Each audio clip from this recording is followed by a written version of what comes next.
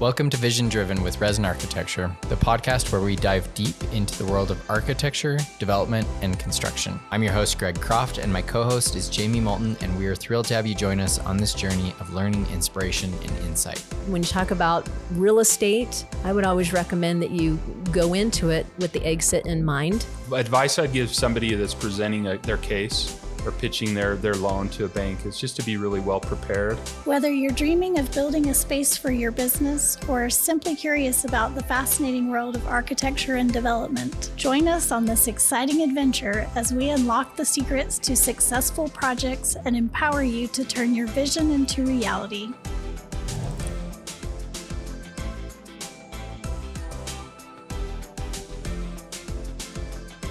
Okay, we're excited to be here today with Aaron Johnson with Bateman Hall. Aaron, if you would mind just giving us a little bit of your background and what brought you into the construction industry.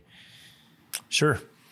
Yeah, I kind of grew up in construction. When I was a youngster on the farm, my dad did a lot of custom home building to make ends meet on the farm, and I learned a lot from him, and then pursued a degree in accounting at Utah State University, and went for a brief time as a bank examiner, but then moved back to this area and had an opportunity to get involved in a construction entity named Bateman Hall, and more from the accounting side.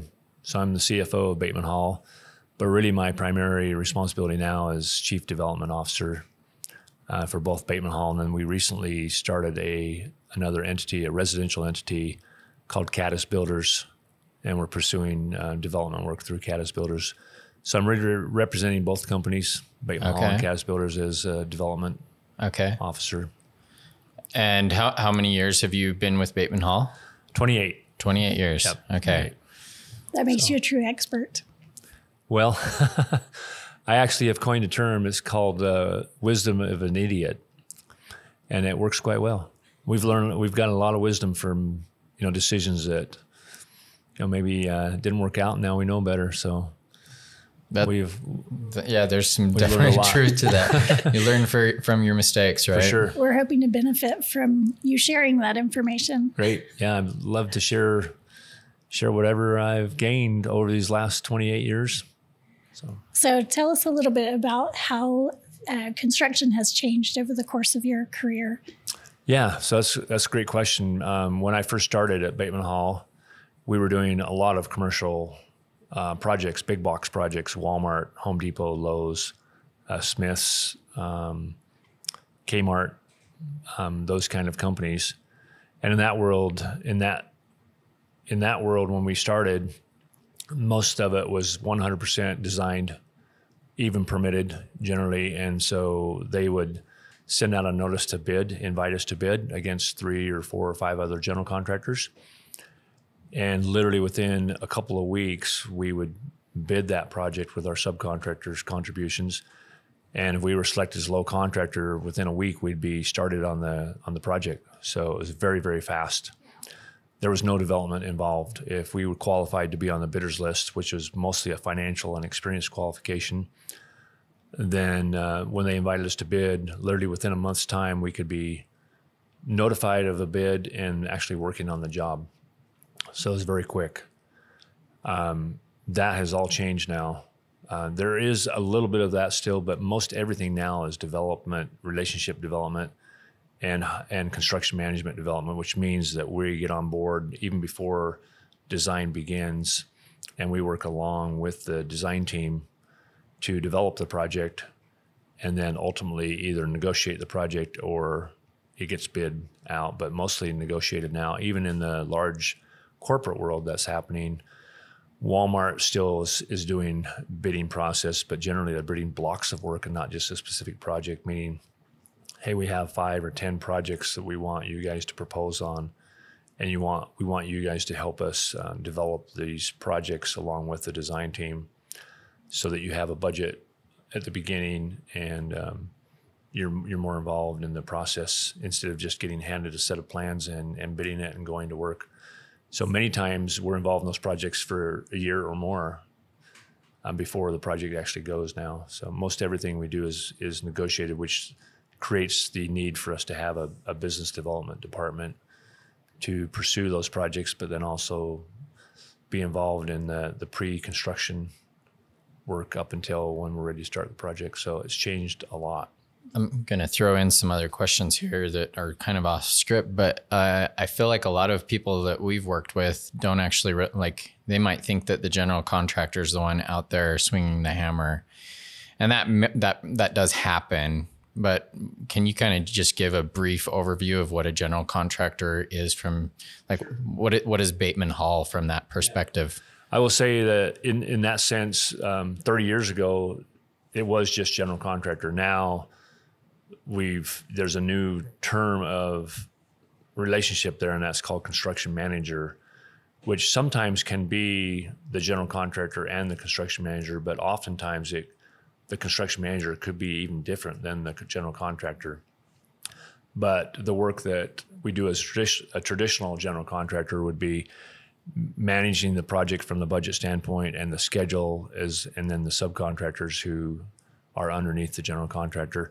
And really, we're just managing all these different entities to make sure the project is on track and on budget, and make sure that any questions that come up or obstacles, confusion, issues that come up are handled to the owner's benefit so that their project can continue, and they are able to just rely on a single company to make sure the project gets done.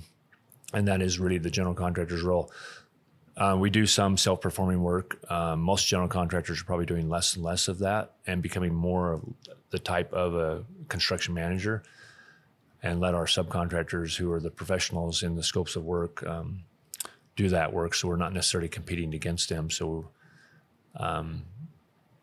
some people wonder why the general contractor is even involved at all. Why can't they just go out to the subcontractors and that? And there's just a lot of moving parts and a lot of things going on, and subcontractors aren't necessarily looking at the best interests of the other subcontractor, the best interests of the schedule.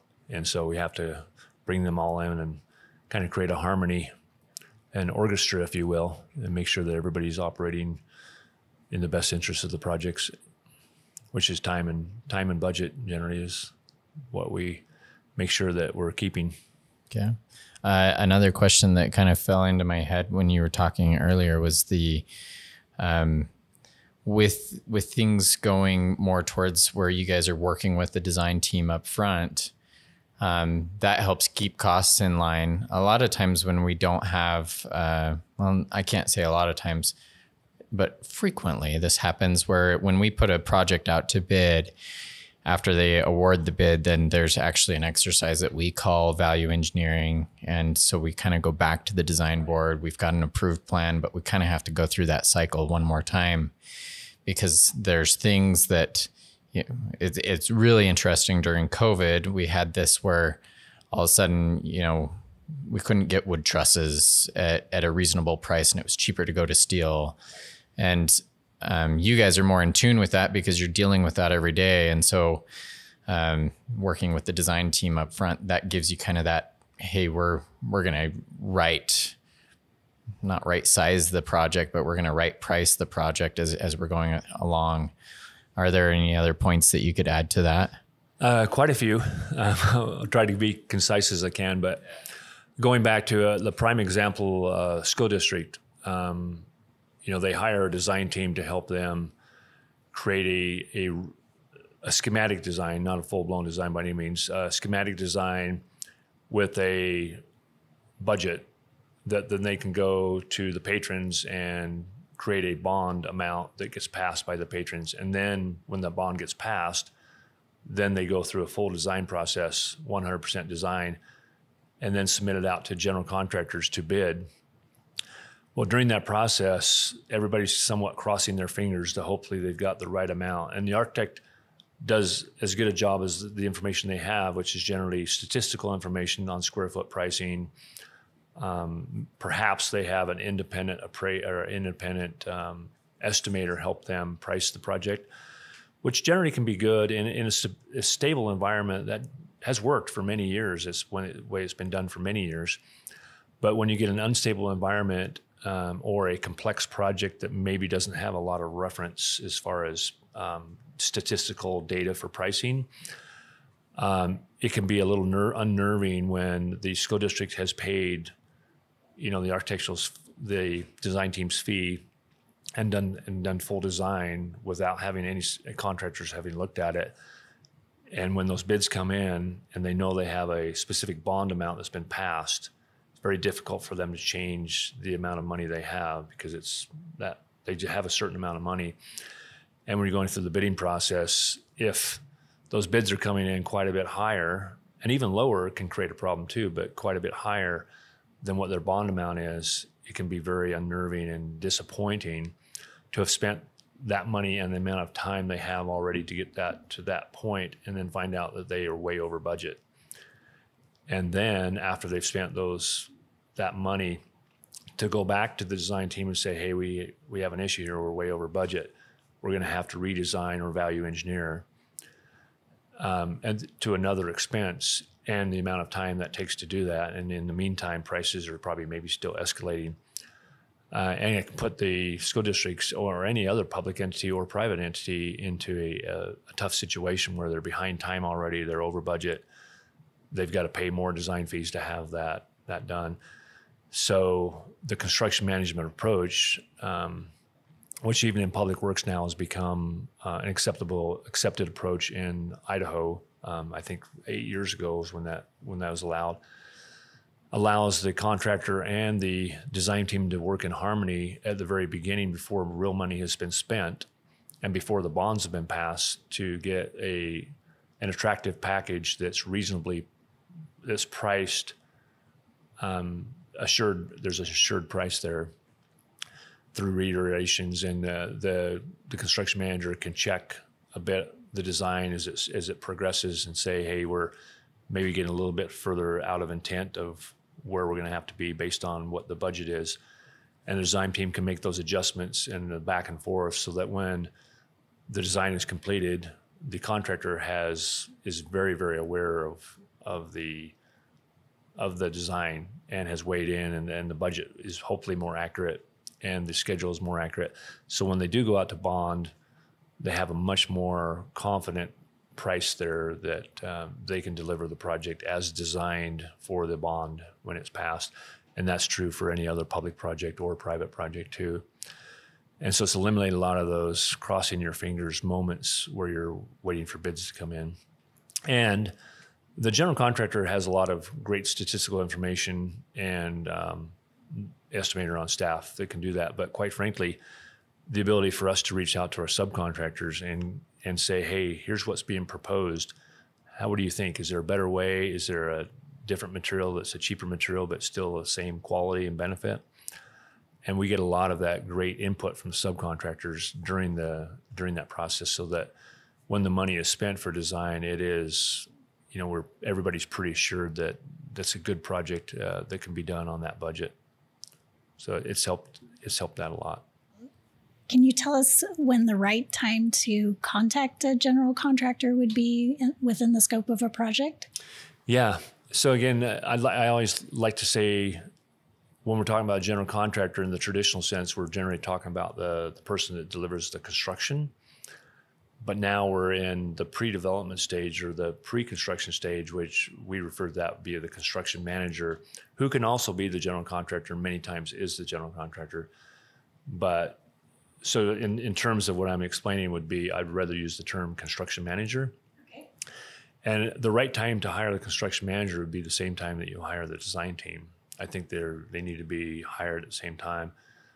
And one doesn't work for the other. It's what I would call the three-legged stool. You have the owner's entity, you have the design entity, and you have the construction entity. And they work in harmony with each other to develop a proper project to meet the needs of the owner on the budget and on the time frame they need that delivered. But I would really suggest the time to do that is before you buy your land or before you buy your building or whatever project you're pursuing, because there's so many things that come in to bear to whether that land is going to be workable or that building is going to be usable, that a lot of preliminary stuff should be done before they actually make that purchase, so they're not disappointed when the city or the public entity says, no, you can't do what you were thinking of doing there, or the price is just not going to work, or there's perhaps a better option for you somewhere else, or a different building, or what have you. So I would highly suggest that before you do any kind of a land purchase, that you do that due diligence and find a design team and a construction team that can help you with that. And that process is relatively inexpensive to do. It's not an expensive venture. There's certainly no guarantees that the project's actually even going to go forward, but it's money well spent before you buy an expensive piece of property. So I know some of our clients, they've considered the cost of the land, they've considered construction costs. Sometimes design fees isn't a line item on their budget. I would assume that some of them haven't considered the cost of a construction manager. Is it a percentage of the project, or how is that? How should someone budget for that? The construction manager, again, is generally a percentage. It can be a negotiated flat fee. But really, we like to think of it as not just a fee for the construction manager. It would be the fee for the entire project package. Construction is the biggest part of that for us. I mean, probably 85-90% of the fee would be the construction portion. We can't charge a client a large amount of money on the pre-construction and then have the project not go forward. We need to have, we're somewhat at risk in that process, meaning our desire is the same desire they have, which is to make the project go forward. And so our money is made when the project actually is built. So our fee up front is somewhat minimal compared to the total construction fee, because if the consumer or the client doesn't actually finish the project, that would be a lot of money out of their pocket. On the flip side of that, the design team, a big portion of their fee is obviously the pre-construction, the design, and a smaller portion of their fee is in the construction phase. But having both entities on board at the beginning, and again, the preliminary schematic design and budget that we're talking about before you buy your piece of land, for both parties is a relatively inexpensive charge that I think is a great investment before they actually spend some real money in buying the property and starting the design. I think it's well worth that. Our fee is generally a percentage fee, but the pre-construction part of that, when we're working with the design team, could be a flat fee, it could be a monthly rate, whatever the client desires. And quite frankly, many times it's a pretty small fee because we know the client doesn't have a lot of money to spend in that world, but yet it is a really useful amount. So we don't want to dissuade them from hiring a construction manager up front by charging, more than they're able to manage when they don't know for sure if they even have a project, to do. So I think we do something similar even on, we do a feasibility study, and it's kind of we're not at a loss on it, but it's kind of hey, we're not really making money here. We're just trying to get you to know if this is a good project for you. And then I think there's a lot of conversations that are taking place, but it's like, well, don't buy this land if you can't even park your building here. There's some pretty simple studies that we can do up front, and it's probably very similar to how your pre-construction side ends up being on that end. Right. We would sometimes we've used the word as pre-financing side, before you pursue bank financing, before you pursue the project, get an idea whether it's feasible, what the budget might be, a very rough budget. But so for very little cost, which sometimes we would even do that on an hourly rate for very little cost and time, quite frankly, we can really give the owner some insight as to whether that project's feasible or not. So I would highly recommend that they invest that small amount of money and time to make sure that's going to work before they start spending some real money. So awesome. One question that we have is regarding a general contractor, and I'm going to speak specific to general contractor on this one. What would you say that the difference is between a general contractor who's doing commercial work and a general contractor who's doing residential work is? Well, not to disparage any one side or the other, because there is a bit of healthy skepticism on both sides, or maybe sometimes unhealthy skepticism on both sides about what a residential general contractor is versus a commercial general contractor. I will say that most of the reputable contractors in both entities are very competent. How they go about the process is generally the same. The commercial process generally is more time to get to the project start, generally because there's more requirements from municipality, more entities involved, more moving parts. And then the subcontractor workforce generally doesn't work in both areas. There are subcontractors that do, and very good ones. Generally, your mechanical, electrical contractors may be in both realms. The framers, the concrete subcontractors generally will either remain in the residential side or the commercial side, with rare exceptions. Multifamily housing is one of those exceptions where it's kind of a hybrid between residential and commercial because it's somewhat of a complex project for multifamily. But single family homes versus a commercial project, generally you're going to have different subcontractors. The regulatory environment may be a little higher. Liability may be a little higher on the commercial side. The expectations, when I say, I mean, the homeowner expects a great project too. There's no doubt about that. But the acceptability on the commercial side, as we've always been drummed into our minds by the big box clients like the Walmarts and that, is build it per plans and specs. It's 100% design. There is no deviation. If there is a deviation requested or something, it has to be permitted and approved by the client and the design team. So we really focus on the design side. The plans are much more expansive. Every detail is laid out. We literally are building a road from a roadmap. On the residential side, that is generally not the case. The plans are generally a floor plan. There's a lot of dialogue between the client and the designer and the contractor. Meaning that there's not a lot of information, a lot of detail is not in the plan, so it's generally discussed on regular visits and walkthroughs and such.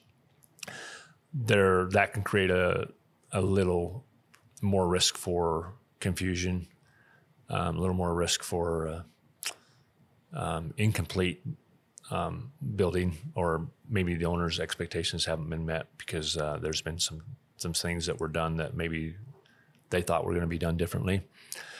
So I would say actually in the commercial world, the communication is very, very structured. You know, we have a certain protocol for our communication. In the residential world, it can get a little bit loose, but I recommend in the residential world that we approach it the same way, which is very formal communication plan, so that you don't have misinformation and misunderstandings and end up having the client not get what they thought they were going to get. So actually a little more responsibility on the residential side because of that, versus the commercial side where everything's really laid out in protocol, where in the residential side it's not. It does sound like, though, that there could be some risks if a business owner hires a typical residential contractor to build a commercial project, that it's just a different world and there might be some changes in how things are done. Yes, it is a vastly different world. The regulatory, again, not to say that the residential world isn't concerned with safety and environmental and those kind of things. They are, but maybe the stakes are a little higher on the commercial side. There's more visibility. The regulatory, our auditors and regulators are much more attuned to the commercial side than they are the residential side. Although residential is experiencing that, where things that maybe were okay to do in the past are not okay anymore to do, which is actually good. Safety has ramped up, and those things are good. But on the commercial side, I guess the way I would state that is if we make a mistake, that mistake's going to get fixed. It's going to get torn out. It's going to get redone, and that can be very expensive. On the residential side, sometimes there's concessions that can be made. Hey, we'll give you a credit, or hey, this is just going to be too expensive to fix. How about we go this direction? So sometimes we call that build design, which we're kind of building it, and then you'd figure out if that was going to be what your intent was or not. And so maybe a little more acceptance, which isn't necessarily great for the homeowner, but sometimes there's a concession of, hey, this is actually going to improve what we were designing, because there is no formal plan there. Therefore, they're kind of making those choices as they go. In the commercial side, generally the plans are very detailed, and when mistakes are made, those mistakes get fixed, and at the subcontractor's expense. So they can be very expensive to a subcontractor who's not used to that. They can't necessarily say, hey, well, it still work, let's just accept it. No, it can't be accepted to have, even if it's functional and it looks good, if that wasn't the owner's intent, it's going to get replaced. And that can be very expensive to a subcontractor. The liability they take on a commercial is much higher, I believe, than on the residential side. Well, speaking of mistakes, what are some mistakes that you've seen first-time business owners who are building a building for the first time? What kinds of mistakes do they make, and how can they avoid some of those mistakes? So you're talking about the client that wants to build that? Well, I think the first mistake is buying land before they have vetted that out with a competent design team and a construction team. That's a big mistake, because there are lots of clients who have a piece of land that's they're trying to sell because it's not going to work for what they're doing, which delays costs. I mean, it increases their cost and most importantly, delays in getting their project done. The other mistake, I think, would be either, this is kind of a mistake on both sides. So for instance, you have a lawyer or a doctor whose their primary source of income is doing their practice. If they're overly concerned about their project and distracted, they're losing money. They're potentially losing customers because they're so focused on the construction when they're already paying a fee for a competent contractor to be doing that work. And then on the flip side, if they are not interested enough and they're completely oblivious to what's going on the construction side, things can get done that they aren't intending, and they can be unhappy with the outcome of that project. So I think there is somewhat of a middle there where they're allowing competent professionals to build their project, but they're also aware of what's going on. And so again, that comes back to communication. In most businesses, but especially in contracting, communication is the key. There's a lot of great contractors. There's not just one contractor that can do a great job. Many contractors do a great job. Where they set ourselves apart, where we set ourselves apart, is the communication, because that really is the key. And to have great communication, you got to have a great structure, protocol, how things get done, so that every day that our main job is to eliminate misunderstandings. It really is. To get clear information to the right person from the right person is really our job on a daily basis. I would definitely agree on that communication piece. It seems like every issue that we've ever looked at, it's like, oh, where did communication break down? And that's really the root of any real issue. And I think that even, kind of looking at that, the dynamic that you were talking about with either too involved or not involved, both during the design phase and then later on during the construction phase, we do a weekly or bi-weekly meeting with the client, and frequently, if it's a design build type project, that's the client and the contractor or CM construction manager that's involved in those meetings. And then once it transitions from, hey, the design's over, that transitions to, hey, every 2 weeks, typically the architect and the general contractor, construction manager is on site with the owner, available to look through the entire project. And that's generally, I think that's been enough when those clients are showing up to those meetings, and that it's run pretty smoothly. With your 28 years of experience, maybe you can speak a little bit more to that if that's not the case. But yeah, I agree completely. I think that's what's made. I think the contracting world has improved from when I first started, and the communication is the key. You know, again, it used to be we'd hard bid a project that was fully designed. We would go to work, and many times we wouldn't even see the design team or the owner during that whole process. And an owner walks through the building that they haven't even seen for the 10 months and says, this isn't what I was looking at. There's some mistakes made here. I'm very unhappy. It's a very poor time to find that out after most of the work's been done. Yes, very expensive. So regular communication is very key to make sure that the intent is on track. Even the most fully designed project, again, I use the example of Walmart because those plans are the most detailed that you'll ever see. Even with that, literally the day we start work, changes are being made. You can spend unlimited amount of money, unlimited amount of time, and you will not get exactly what your intent is. You never will until you start building. There's always either something on the design schedule was not correct, or the intent was not clear, or there's an outside issue that's come up, a regulatory issue where a code has changed and now the design will no longer work with that specific code.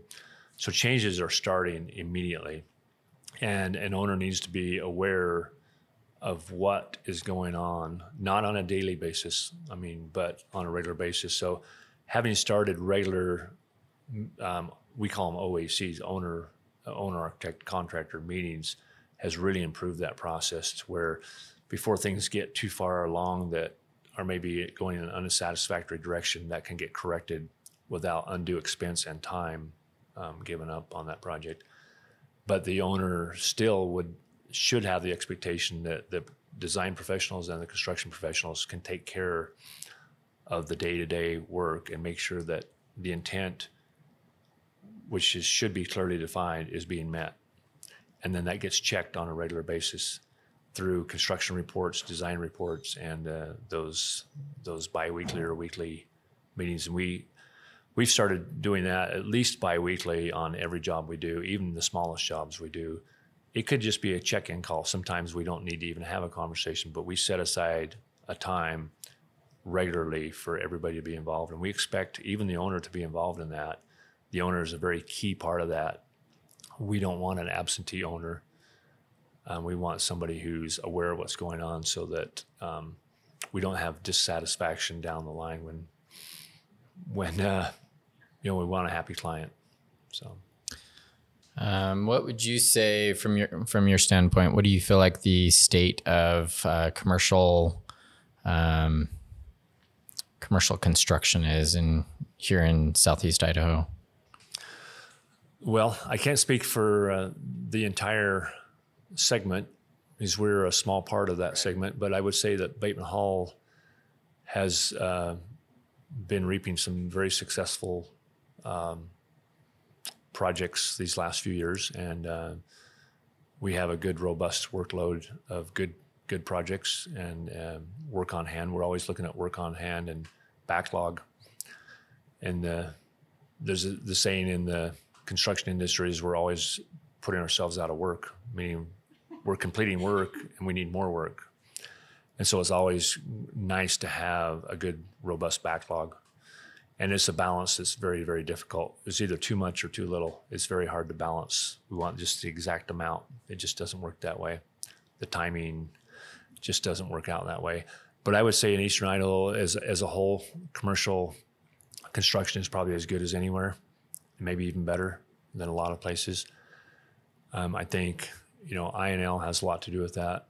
I think our commercial sector here is still strong. Big box market, retail market, I think is still strong. And right now, manufacturing is as strong as ever. And I would think that right now, probably warehousing and industrial is and multifamily, of course, but warehouse and industrial has been a big boon here. The just-in-time inventory system where you have trucks delivering goods to your front door every morning, I think is broken. I don't know that it's ever going to be like it was in the 80s and 90s. So warehousing, storage capabilities, local manufacturing have arisen. Those needs have arisen because of the distribution obstacles that we face now with our highway systems and regulatory and staffing and drivers, that we're going to maybe a little more micro manufacturing, local manufacturing and local distribution. And that's been going good for the last several years, and it will continue. I think will dominate the market, as well as multifamily, which is still dominating the market, even though the construction costs are still rising somewhat, not as much as they had in the past 5 or 6 years, but still rising. I think we still have a labor shortage, and I don't know that's ever going to be corrected in my future. And the interest rates are really impactful, but there's still a need for housing. So multifamily housing is still strong, not like it was last year and the years before, but it's still being pursued. But yeah, manufacturing and industrial is probably the biggest segments right now that are still going really, really well. So those same factors that you've just listed that impact the state of construction, are those some of the same hurdles that a contractor faces? The labor shortage, what are some of the other hurdles then? Distribution is definitely a big hurdle. Timeliness of delivery. When I first started at Bateman Hall, generally, not always, but generally, materials that were ordered, you could generally assume that you're going to have delivery within the amount of time that was expected, whether it be 2 weeks for windows or 6 weeks for doors or what have you. And those were very stable. You knew that if you needed rebar next Friday, you can get rebar next Friday. COVID has been a big part of that, breaking that whole expectation. But even before that, the delivery system has, and just the availability of goods has become fragmented, such that that's probably our next biggest obstacle behind communication, to make sure that we have the long lead items that change all the time. We knew when we were doing Walmart 25 years ago, we knew we had to order the joist and deck 6 months before delivery. Now it could be a year before. You don't really know. It changes all the time. One thing that was very expected and very reliable, next month could be completely unreliable. So the dynamics of making sure our materials arrive on the expected date is probably the second biggest challenge we have now. And the labor challenge has been here for a long time, and it's always a challenge. Even though you think if construction is slowing down, there'd be more labor available, and that's not necessarily the case. The companies still need more work to function, but even if they're pursuing work to stay in business, they're still having issues with staffing. There's just not enough. Even when we're slowing down, there's still just not enough competent construction professionals. And a lot of them have gone out of the market and pursued maybe more stable positions and careers, and that's been difficult to attract individuals into the construction environment, which is very volatile and unsure. It's difficult to say I'm going to go into construction and have a great lengthy career. We hope we do, but the nature is so volatile where we got too much or too little. It's very difficult to raise a family with that uncertainty. Some people don't like that uncertainty. Based on your experience, what would you say that the number one thing, like if you were to make a recommendation to a client that's considering a building, what would that recommendation be? Buying a building? Yeah. Building a building. Oh, building a building. Yeah. Well, again, I think the number one recommendation is to find a qualified, competent design professional and a qualified, competent construction manager. and engage them on a preliminary basis. Again, you don't have to commit the entire project, but get those two entities involved to do the preliminary discovery to make sure that you have a viable project before you buy land. And how to vet that design professional and the construction professional, I think their reputation is a big part of that, and their experience in the market that you're in, I think, is a big part of that.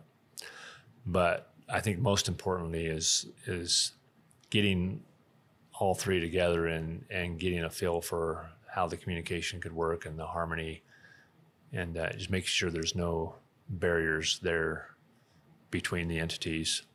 I think just making sure their reputation is probably the biggest part of it.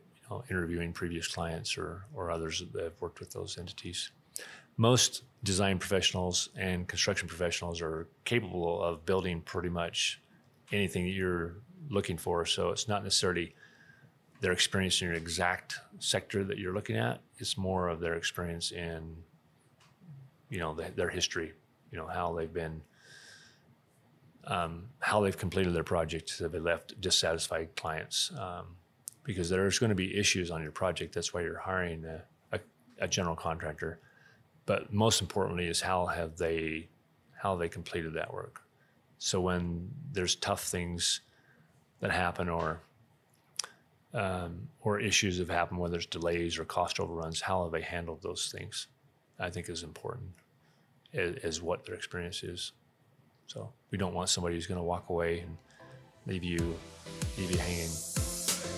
If you enjoyed this episode, please consider subscribing to Vision Driven on your favorite podcast platform so you never miss an episode. And don't forget to leave us a review. Your feedback helps us grow and improve our content, and it also helps others discover the podcast. Remember, at Resin Architecture, we are dedicated to teaching and learning and are committed to helping business owners like you navigate the exciting journey of building. Stay tuned for more episodes where we'll continue to bring you engaging conversations, expert insights, and actionable advice to fuel your real estate aspirations.